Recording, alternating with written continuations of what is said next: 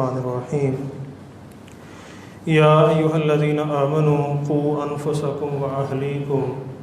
نارا وقودها الناس والحجارہ صدق اللہ مولانا العظیم وصدق رسولہ النبی الکریم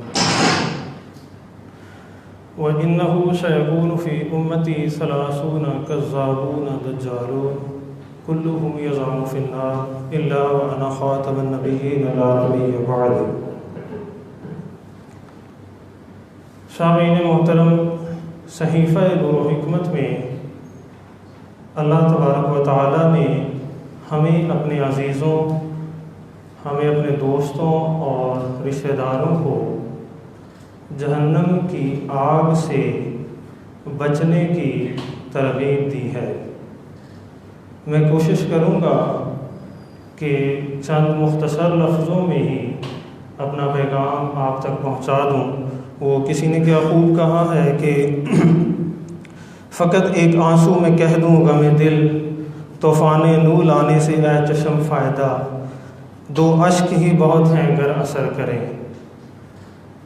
اللہ تبارک و تعالیٰ نے صحیفہ نور و حکمت میں یہ ارشاد فرمایا ہے کہ اے ایمان والو، اپنے آپ کو اور اپنے اہل و عیال کو اس آگ سے بچاؤ جس کا ایندھن انسان اور پتھر ہے۔ اب ڈیفینیٹلی رسول اللہ صلی اللہ علیہ وسلم نے اس کے کچھ پیرامیٹرز ہمیں بتائے ہوں گے کہ ہم نے کس طرح سے بچانا ہے۔ جو بنیادی بات ہمیں نظر آتی ہے وہ تقویٰ ہے۔ اگر ہم اس بات کا ذرا جائزہ لیں تو ہم اس نتیجے پر پہنچتے ہیں، جیسا کہ رسول اللہ صلی اللہ علیہ وسلم کا فرمان بھی ہے کہ برتری کا معیار تقویٰ پر ہے۔ تو ہم یہ دیکھتے ہیں، اگر ہم تھوڑا جائزہ لیں اپنے عزیز و اقارب میں، اپنے دوستوں میں، تو ہمارے دوستوں میں یا عزیزوں میں جو زیادہ متقی ہوتا ہے، جو زیادہ پرہیزگار ہوتا ہے، جو زیادہ اللہ تعالیٰ سے ڈرنے والا ہوتا ہے، وہ ہمارے بارے میں بھی زیادہ پریشان رہتا ہے، وہ ہمارے بارے میں بھی زیادہ غمگین رہتا ہے کہ ہم کیا صحیح راستے پر ہیں یا نہیں ہیں۔ تو اس کی نصیحتیں ہمارے ساتھ رہتی ہیں۔ ہمارا دوستی کا معیار، ہمارا رشتہ داروں کا معیار یقیناً تقویٰ پر ہونا چاہیے۔ اگر آپ اس بات کو مزید اس کی گہرائی میں سمجھنا چاہتے ہیں تو آپ یہ بھی دیکھیے کہ جو شخص جس کا تقویٰ کا معیار جتنا زیادہ بلند ہوتا ہے، اس میں غیرت کا معیار بھی اتنا ہی زیادہ ہوتا ہے، اور وہ اپنے عزیز و اقارب کے بارے میں اتنا ہی پریشان ہوتا ہے کہ جتنا وہ خود کے بارے میں ہوتا ہے۔ جیسا کہ قرآن حکیم میں ارشاد ہے کہ اس روز صاحبان تقویٰ کے سوا تمام دوست ایک دوسرے کے دشمن ہو جائیں گے۔ اب صاحبوں، ایک بات سوچئے کہ کیا ہم یہ گوارا کریں گے کہ آج ہم جن لوگوں کے ساتھ بہت محبت کی پینگیں بڑھاتے ہوں اور ہمارا خیال ہو کہ ہمارا ان کے سوا، اس دوست کے علاوہ جینا اور اس دوست کے علاوہ رہنا یا اس بھائی کے علاوہ رہنا بڑا مشکل ہو جائے گا، کیا ہم یہ برداشت کریں گے کہ جیسے ہی آنکھیں بند ہو جائیں ہماری دوستیاں ہی بدل جائیں؟ کیونکہ یہ قرآن کریم نے بہت واضح فرما دیا کہ اگر دوستی کا معیار اور رشتہ داری کا معیار تقویٰ پر نہیں ہے تو پھر وہ ہمارے دوست نہ رہیں گے، نہ صرف دوست نہ رہیں گے، انجان بن جائیں گے، بلکہ وہ دشمن ہو جائیں گے، بلکہ وہ ہمارے خلاف وہاں پر بیان دینے شروع کر دیں گے۔ وہ تو ایسا وقت ہوگا کہ جب ہمارے ہاتھ ہمارا ساتھ نہیں دیں گے۔ اب صورتحال یہ ہے کہ ہم کو یہ بھی دیکھنا ہے کہ ہمیں اس راستے پر جانا کیسے ہے،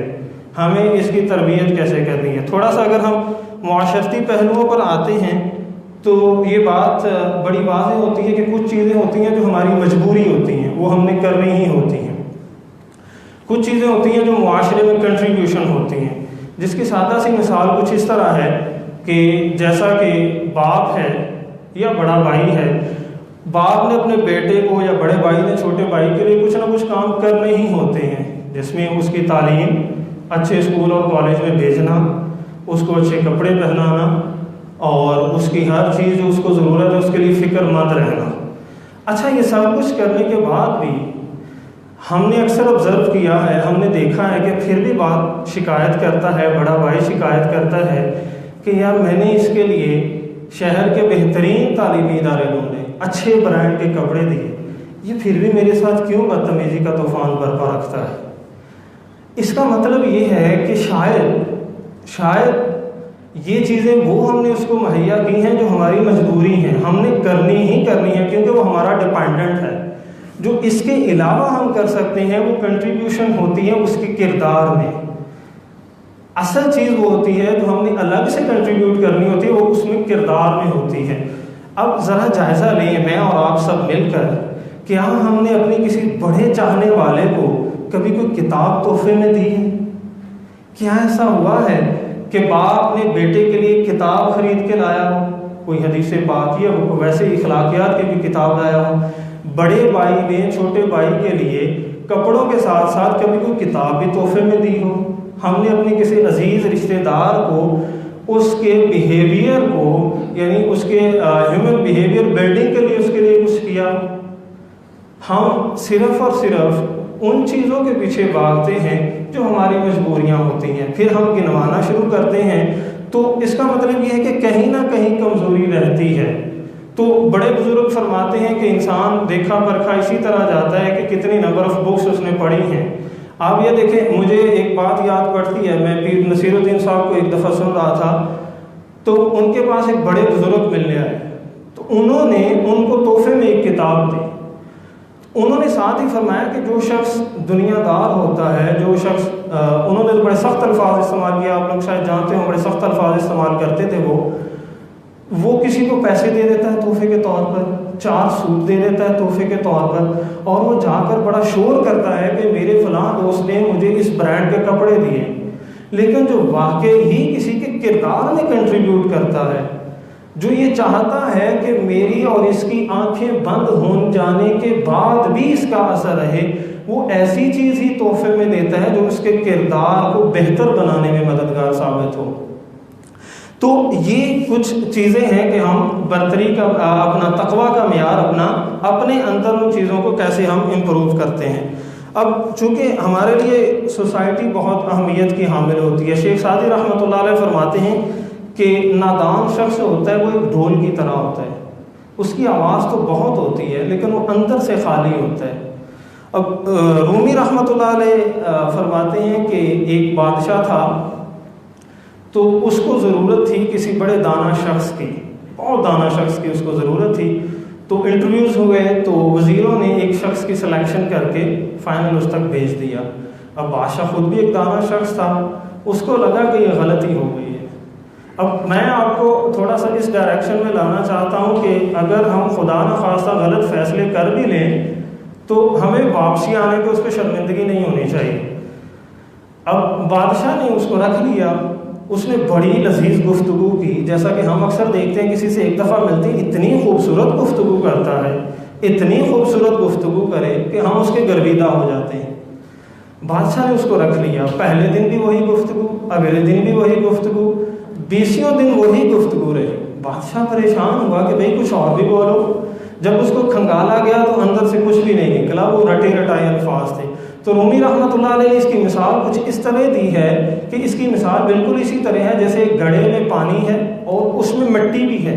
اور آپ نے نوٹ کیا ہوگا کہ جب اس گڑھے میں مٹی اور پانی ہو، وہ گرد آلود پانی جو ہے وہ مٹی نیچے بیٹھ جاتی ہے اور پانی اوپر صاف رہ جاتا ہے۔ کبھی یوں محسوس ہوتا ہے کہ نیچے مٹی ہے ہی نہیں، لیکن جیسے ہی اس گھڑے کو تھوڑا سا ہلایا جاتا ہے تو اس پانی کی اصلیت سامنے آ جاتی ہے۔ تو رومی رحمۃ اللہ علیہ کہتے ہیں کہ ہم اگر کسی کا جائزہ لے کے کسی کو بہتر سمجھ کر اس کے ساتھ ایک تعلق بنا بھی لیں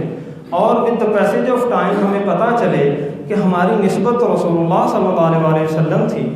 اگر یہ ان سے ہی دور جا رہے ہیں اور ہمارے کردار میں اس طرح کی کنٹریبیوشن نہیں ہو رہی تو ہمیں پیچھے ہٹنے میں کوئی مذائقہ نہیں ہونا چاہیے، اس میں کوئی شرم محسوس نہیں کرنی چاہیے۔ اب نارملی جو ہم لوگ پہچانے جاتے ہیں وہ ہم اپنے دوستوں سے پہچانے جاتے ہیں۔ میرے والد صاحب یہی نصیحت کرتے تھے، آپ سب بزرگ بھی یہی کرتے ہوتے ہیں ہوں گے کہ اچھے لوگوں میں بیٹھا کر۔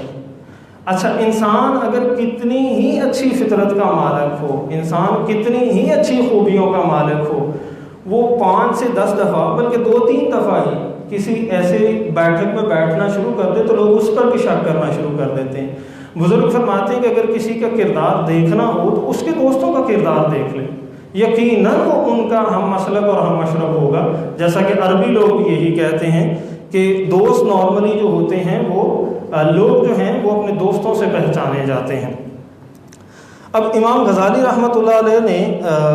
دوست بنانے کے حوالے سے، رشتے بنانے کے حوالے سے کچھ معیار بیان فرمائے ہیں۔ آپ نے فرمایا کہ ظاہر ہے وہ صاحب عقل ہو، صاحب اخلاق ہو، اور اس میں خیر کی صلاحیت ہو، نصیحت کرنے کی صلاحیت ہو، سخی بھی ہو اور سچا بھی ہو۔ اب اسی ضمن میں اسی حوالے سے مجھے رومی رحمۃ اللہ علیہ کا ایک واقعہ یاد آتا ہے۔ رومی رحمۃ اللہ علیہ فرماتے ہیں کہ باز اڑا اور جب اس نے اپنی پرواز پوری کی تو واپسی پر رستہ بھٹک گیا۔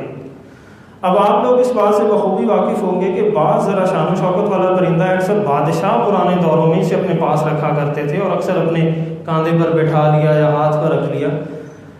تو وہ رستہ بھٹک گیا۔ جب وہ واپس آ رہا تھا تو الوؤں کے ایک جھنڈ میں جا کے بیٹھ گیا کیونکہ رستہ بھٹک گیا تھا۔ اب تھوڑا سا کمپیریزن کریے، کیا باز کا اور الوؤں کا کوئی جوڑ بنتا ہے؟ اب ہوا یہ کہ الوؤں نے جب دیکھا کہ یہ تو ہم سے زیادہ خوبصورت بھی ہے، خوب سیرت بھی ہے، اور آسان لفظوں میں بادشاہ اور بڑے لوگ اس کو پسند بھی کرتے ہیں، اس کے معیار بھی ہیں، اب یہ ہمارے پاس آ کر کے بیٹھ گیا ہے تو اس سے تو ہماری حکت کم ہو جائے گی۔ انہوں نے کیا کیا کہ اس کو مارنا شروع کر دیا،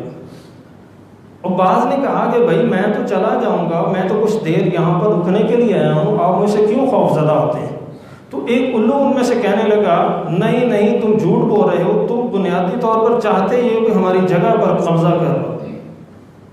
اب رومی رحمۃ اللہ علیہ نے اس بات کو اس انداز میں بیان فرمایا کہ جو شخص بھی کم عقل ہوتا ہے یا اس میں سوچنے سمجھنے کی صلاحیت کم ہوتی ہے یا احساس کمتری کا شکار ہوتا ہے، اس کو ہمیشہ یہ لگتا ہے یہ میری جگہ پر قبضہ کر لے گا۔ اچھا، یہاں پر رک کر میں ایک بات عرض کرنا چاہوں گا تحدیث نعمت کے طور پر۔ آپ سب اور میں بڑے خوش قسمت ہیں اس حوالے سے۔ میں نے یہ بعض اور اولو والی اگزامپل آپ کو سنائی نا، اس کو ذرا ذہن میں رکھیے گا کہ اس نے کہا کہ باس نے وہاں پر قبضہ کرنے کے ارادے سے نہیں آیا تھا، لیکن اس کی خوبی یہ تھی خوبصورت بھی ہے، خوبصیرت بھی ہے، اچھی پرواز والا بھی ہے۔ الو اسی وجہ سے خوف زدہ ہو گئے کہ ہمیں قبضہ کر لے گا۔ اب رومی رحمۃ اللہ علیہ فرماتے ہیں کہ بعض نے ان کو پھر باتیں کی، ان کو کہا، ان کو کنونس کرنے کی کوشش کی، میں آپ کو کوشش کروں گا اپنے جیسا بنا لوں، میں کوشش کروں گا کہ آپ لوگوں کو اپنے جیسا بنا لوں، لیکن ان لوگوں نے اس بات کو ماننے سے انکار کر دیا جتنے بھی لوگ بیٹھے ہوئے تھے۔ اب یہاں پر جو میں بات بنیادی طور پر عرض کرنا چاہتا ہوں، نارملی ہوتا یہ ہے کہ ہمارے ہاں میں نے تو یہ اکثر آبزرو کیا ہے، آپ سب لوگ مجھے جانتے ہیں، میں اس مسجد میں بھی نماز پڑھاتا رہا ہوں، باقاعدہ امام رہا ہوں، تو نارملی ہوتا یہ ہے کہ اگر ایک شخص کی ڈیوٹی یہ ہے کہ اس نے مسجد کی صفیں صاف کرنی ہیں تو وہ ساری زندگی صفیں ہی صاف کرتا رہتا ہے، بوڑھا ہو جاتا ہے، بال سفید آ جاتے ہیں، اس کی جرت نہیں ہوتی کہ مولوی صاحب کے مصلے پر کھڑا ہو کے کبھی اپنی نماز ہی پڑھ لے۔ ایک تو وہ خود خوفزدہ رہتا ہے، دوسرا ہمارے بڑوں نے اس کو خوفزدہ کیا ہوتا ہے۔ اور آپ ذرا نظر دوڑائیں، اکثر جگہوں پہ ایسا ہوتا ہے ممبر پڑا ہوا ہے، ایک ہی شخص آپ کو نظر آئے گا جوانی سے لے کر کے بوڑھا ہونے تک، اس کا کام یہ ہے کہ ممبر کی صفائی کرنا اور چادر سیڑھی کرنا۔ اس میں سے اور اس کی اولاد میں سے کسی کی جرت نہیں ہے اس کے اوپر بیٹھ جائے۔ اب ہوتا کیا ہے، اگر خدا نہ خواستہ، میں خدا نہ خواستہ ورڈ اس لیے یوز کر رہا ہوں جبکہ یہاں پر سوٹ نہیں کرتا، آپ اس کو سمجھ جائیں گے میں نے کیوں کیا۔ خدا نہ خواستہ اس مسجد میں، اس علاقے میں، اس صاحب علم کے پاس کوئی باز جیسا اچھا شخص بھی آ جائے جو صاحب کمال بھی ہو، تو وہ خوف زدہ ہو کر اس کو وہاں سے باہر بھیج دیتا ہے کہ آ جائے گا تو پتہ نہیں اس کی شخصیت کا مجھ پر ایسا رو پڑے گا کہ میری جگہ بھی جاتی رہے گی۔ جسے آپ نارملی کہتے ہوتے ہیں کہ انسان کے اندر ایک خوف ہوتا ہے کہ اس کی اپنی سیٹ چلی جائے، لیکن بعض نے وہاں پر کیا تبلیغ کی کہ میں آپ کی کوئی جگہ لینے یہاں پر نہیں آیا، میں تو آپ لوگوں کو بھی اپنے جیسا کر لوں گا۔ یہاں پر الحمدللہ مولانا صاحب کا ایک یہ بھی کمال ہے کہ مجھے جب اکثر پتہ چلتا ہے، آپ لوگوں کو بھی پتہ چلتا ہے کہ ایسے ایسے لوگوں نے بھی یہاں پر مصلی پہ کھڑے ہو کے نمازیں پڑھائی ہیں اور امامت کروائی ہے، جنہوں نے زندگی میں کبھی نہیں سوچا ہوگا کہ ہمیں کوئی بندہ مصلی پر کھڑا بھی ہونے دے گا، جن کا خیال یہ ہوگا کہ ہم خادم پیدا ہوئے ہیں اور خادم ہی مر جانا ہے، جنہوں نے یہ سوچا ہوگا، کبھی نہیں سوچا ہوگا آپ میں سے کچھ لوگوں نے کہ ہمارا بیٹا بھی کبھی ممبر پر کھڑا ہو کے بات کرے گا، بہت سارے لوگ ایسے ہوں۔ تو یہ ایک وہ اللہ تعالیٰ کی دی ہوئی صلاحیت ہوتی ہے، تو ہمیں اس بات پر بھی مالک کا شکر ادا کرنا چاہیے کہ ہمیں اسی طرح کے، جس طرح کا باز وہاں پر گیا تھا رومی رحمۃ اللہ علیہ کی مثال کی طرح، کہ وہ کوشش کرتا ہے لوگوں کو اپنے جیسا کرنے کی۔ اور ایک بات یاد رکھیے، جب ہم لوگ انسیکیور ہوتے ہیں، جب ہمارے پاس علم کی کمی ہوتی ہے، عمل کی کمی ہوتی ہے، تو ہمیں ہمیشہ چال چلتے ہیں، ہم کوشش کرتے ہیں۔ وہ نارملی مثال مشہور ہے، آپ طلباء جتنے اسٹوڈنٹس ہیں یہاں پر بیٹھے ہو، باقی پڑھے لکھے، باقی سب لوگ اس بات کو سمجھ ہوتے ہیں کہ پاس ہونے کے دو فارمولے ہیں، یا تو بہت زیادہ پڑھو یا جو پوزیشن ہولڈر ہے اس کو پڑھنے نہ دو،